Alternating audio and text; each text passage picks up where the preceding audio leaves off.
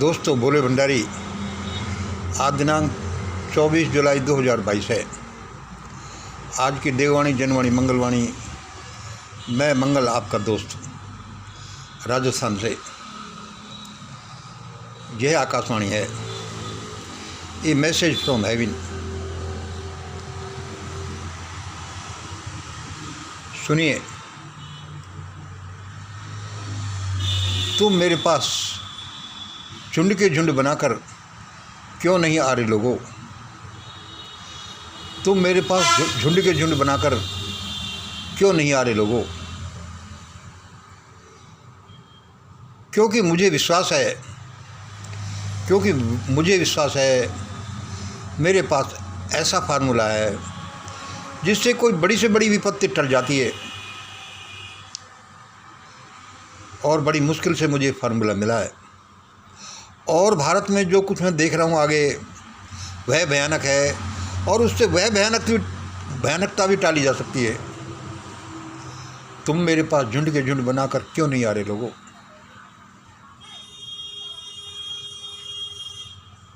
मेरे पास मत आओ, क्योंकि मुझे सुनाई देता है, अरे तू कोई ढले थे, तू कोई डॉन है इंडिया का, तू कोई डॉन है इंडिया का, तेरे को समझता क्या है? मेरे पास आ जाओ। हाँ जी, तुम मेरे पास मत आओ, चलो मेरे पास मत आओ, लेकिन एक ग्रेट इंडिया कमेटी तो बना ही लो। तुम मेरे पास मत आओ, चलो मेरे पास मत आओ, लेकिन एक ग्रेट इंडिया कमेटी तो बना ही लो, जो सबको सबका हक दे, और जो ये डिसाइड भी करे कि ऐसा क्यों होना चाहिए, क्या हक कैसे मिलना चाहिए, जो सबको सबका हक दे। जैसे कि great India equation 20%, 30% plus 50% plus 20% equal to 11। चलो मेरे पास मत आओ, लेकिन एक ग्रेट इंडिया कमेटी तो बना लो, जो सबको सबका हक दे, और जो डिसाइड करे कि ऐसा होना चाहिए कि नहीं होना चाहिए। क्योंकि मेरे हिसाब से यही सबसे बड़ी दिक्कत है। लेकिन ऐसा क्यों करें? फिर आवाज़ आई, ऐसा क्यों करें? हम तो नहीं बनाते, क्योंकि इसके बिना भारत को नहीं बचाया जा सकेगा। भूख, गृह युद्ध, भारी आक्रमण और प्राकृतिक प्रकोप से, क्योंकि इसके बिना भारत को नहीं बचाया जा सकेगा। भूख, गृह युद्ध, भारी आक्रमण और प्राकृतिक प्रकोप से नहीं बचाया जा सकेगा। क्या इनका संबंध प्राकृतिक प्रकोप से भी है? पक्का। हमारे इस दुनिया में जब कोई उथल पुथल होती है, जब कोई अच्छा या बुरा काम करता है, तो वह ही ईश्वर को प्रेरित करता है कुछ काम करने के लिए, संतुलन लाने के लिए, न्याय व्यवस्था स्थापित करने के लिए। इसीलिए भारत में या दुनिया में ये उथल पुथल आ रही है, तूफान से आ रहे हैं, क्योंकि इसके बिना भारत को नहीं बचाया जा सकेगा। भूख, गृह युद्ध, भारी आक्रमण और प्राकृतिक प्रकोप से। आगे सुनिए। जातीय अहंकार धन और सत्ता के नशे में। जातीय अहंकार, धन और सत्ता के नशे से सब तथाकथित बड़े लोग पगला गए हैं। जातीय अहंकार, धन और सत्ता के नशे से सब तथाकथित बड़े लोग पगला गए हैं। गरीब लोग भूख से तड़प कर मर जाएंगे। उस गृह युद्ध में क्या होगा? गरीब लोग भूख से तड़प कर मर जाएंगे, और धनवानों को लुटेरों के झुंड नोच कर खा जाएंगे। गरीब लोग तो भूख से तड़प तड़ कर मर जाएंगे और धनवानों को भूखे लुटेरों के झुंड नोच नोच कर खा जाएंगे। क्या समझ रखा है तुमने?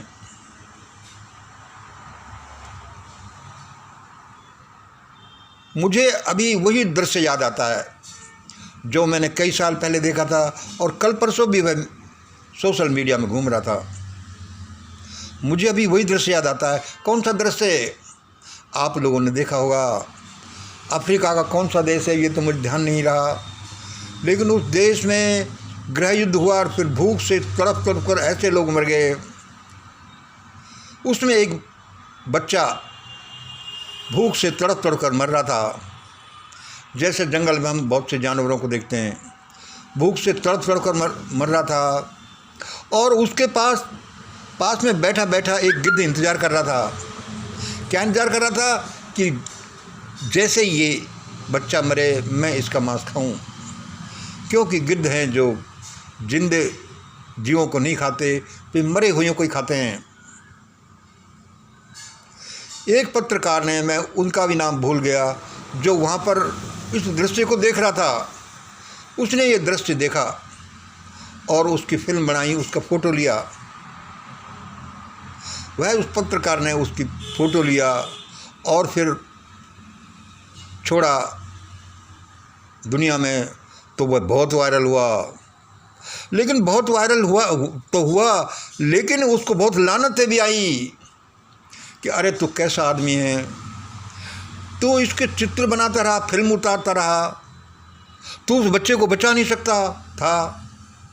तेने एक बच्चे को तड़प तड़ कर मरने दिया अपने फिल्म के चक्कर में, फ़ोटो के चक्कर में, लेकिन उस बच्चे को बचाया नहीं। और जब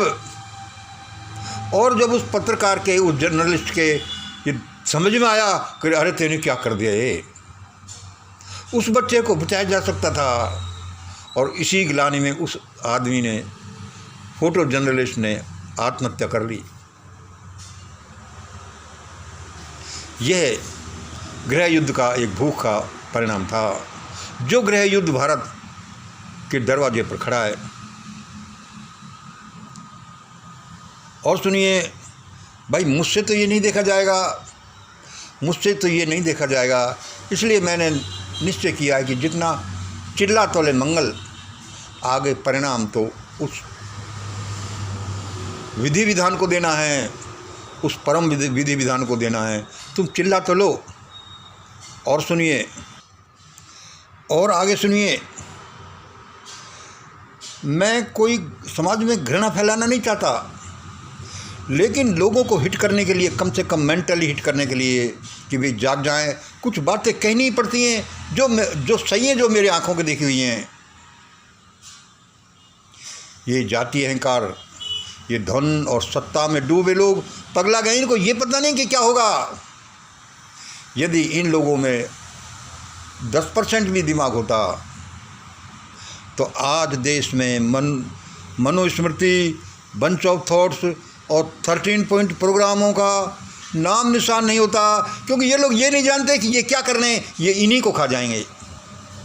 कैसे खा जाएंगे? आज जो जागरूकता बढ़ रही है, आज जो सोशल मीडिया अपना रोल अदा कर रहा है, उसमें ऐसा ही होगा। अरे भूतकाल में जो हुआ उनके ये प्रमाणों को क्यों रखते हो कि देखो ये क्या कहती हैं, और उन्हीं को अब अपन पूछते हैं। अब इन्होंने ऐसा कर रखा है, पहले तो क्या हुआ होगा।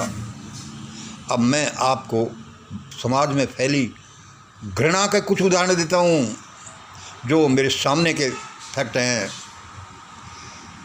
मैं ये कोई किसी को नीचा दिखाने के लिए नहीं बोल रहा, मैं इसलिए बोल रहा हूँ कि लोग अभी भी जाग जाएं। सुनिए, कुछ उदाहरण सुनिए, सच्ची घटना है। कोई 35 साल से भी ज़्यादा समय हो गया होगा, मैं और एक दूसरा मेरे साथी, बहुत से साथी थे, कोचिंग में पढ़ रहे थे। IAS IPS बन जाएंगे।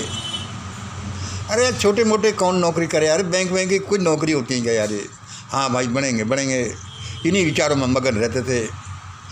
एक मेरे साथ एक OBC का लड़का था, उसका नाम है, मैं पूरा तो नहीं बताऊंगा, MC जिसके इनिशियल थे। वो हमारे उसी हॉस्टल में रहता। उसने जो एक दिन एक्चुअल का किस्सा सुनाया, अभी भी मैं उसको याद करता हूँ, मेरी आंखें फटी की फटी रह जाती हैं। उसने कहा, मंगल, इन लोगों ने बहुत अन्याय अत्याचार किए हैं। भाई क्या किए हैं? उसने कहा, देखो देखो देखो, हमारे कल परसों एक पंडित आया था। अच्छा, माल मत्ता ले जाएगा लेकिन हमारा घर का पानी नहीं पीता। अच्छा, माल मत्ता खूब ले गया लेकिन हमारा घर का पानी नहीं पीता। तो मैंने भी यार मंगल क्या किया, मैंने भाई क्या किया। चंद, उसका लास्ट का नाम चंद था, जो IPS बना, राजस्थान कैडर मिला उसको, अब तो शायद रिटायर हो गया होगा। मैंने भाई क्या किया, मैंने भी यार, उसने मुझे कुएं से पानी भर के, भाई कोई मेरे लिए कुएं का पानी भर लाओ, मैं घर का तो पीता नहीं। अब देख मंगल, हमारे घर का पानी नहीं पीता, हमसे इज्जत करवाता है, पैसे ले जाता, ये करता। तो सुन, मैंने भी क्या किया, मैं यार पानी भर के तो लाया, बाल्टी पानी भर के तो लाया, लेकिन मैं तो उसमें थूक के लाया। यार मैंने कही तेने खूब करी यार, थूक करके पानी पिलाया। अरे उसने की ना, हाँ यार 35 साल से ज़्यादा समय हो गया। उस समय भारत में इतनी घृणा थी। इसके बाद क्या हुआ होगा भारत में? भारत की नदियों में कितना पानी बह गया, घृणा कम नहीं हुई, घृणा बढ़ती जाती है। और लोगों को पता नहीं ये कहाँ बढ़ती जाती है। 3-4 महीने की पहले की बात हो, 6 महीने की पहले की बात होगी, मेरे व्हाट्सएप ग्रुप में एक लड़का था बिहार का। मैं जनरली ऐसे ही बोलता हूँ कि मानवता के नाम पर सबको जागृत कर दो, कोई जागे या नहीं जागे।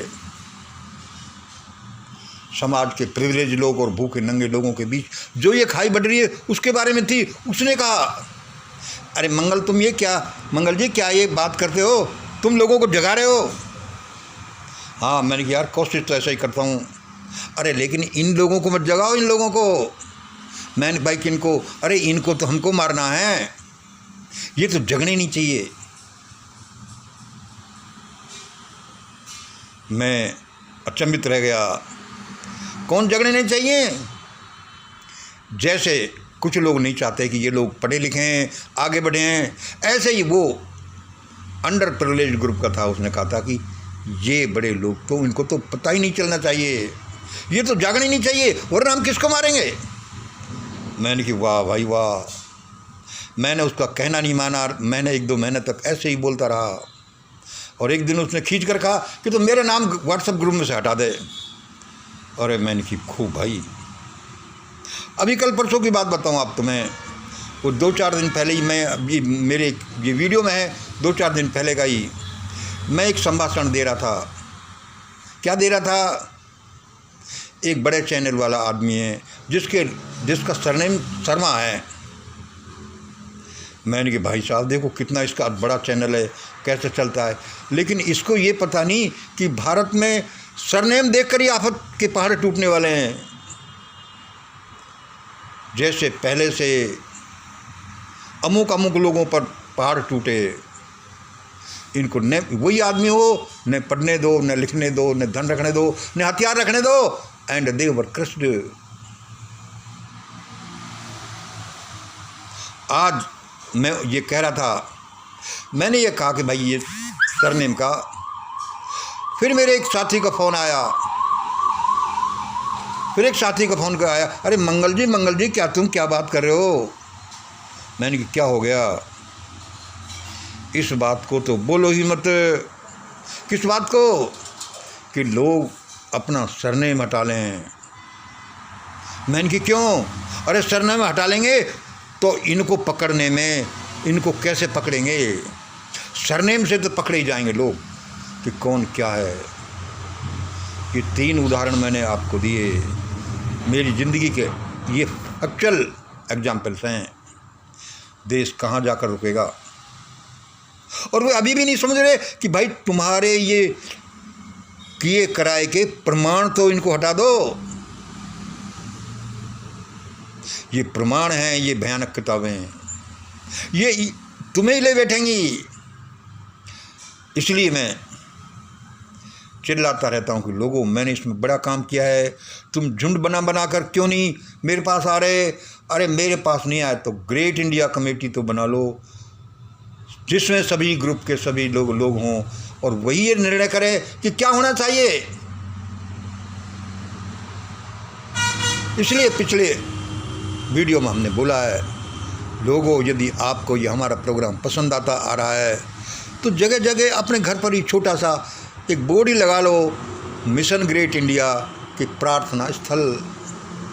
वीकली मिलो, डेली मिलो, महीने में एक बार मिलो,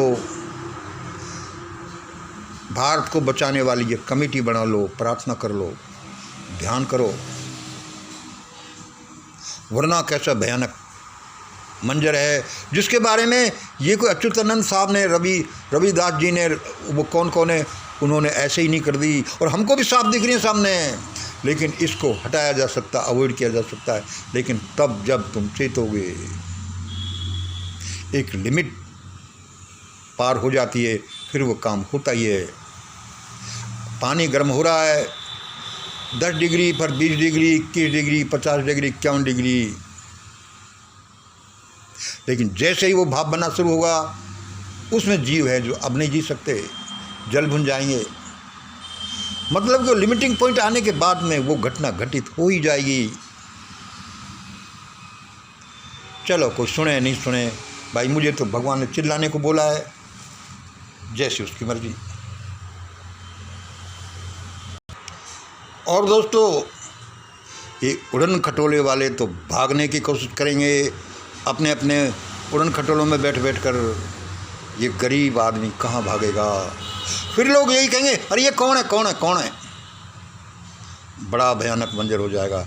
अभी चित जाओ, ईश्वर कोई बुरा नहीं है,